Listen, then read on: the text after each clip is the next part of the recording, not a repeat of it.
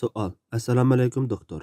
Men Amin avimga uy tizimlatgan. Chek tortishda uy chiqqan. Ammo uy chiqib, uy elib bo'lguncha uylarning bahosi o'sib ketib, uy ololmadim. Hozir endi mashina olgan dedi. Mashina olay deb turganda sizning fatvolarni o'qib ikkilanib qoldim. Men Amin avimga tizimlatgani 2 yil bo'ldi. 170 ming liraga tizimlatgan. Mendan 13 ming 700 lira mashg'ulot haqqi oldi. Burun har oyda 1400 liradan to'laydim. Chekda uy chiqqandan keyin 2350 lira to'layapman. Men mudirdan so'radim. Amin avim mudiri burun bizning banki bilan kelishimimiz bor edi, lekin yaqindala hukumatga bog'landik deydi.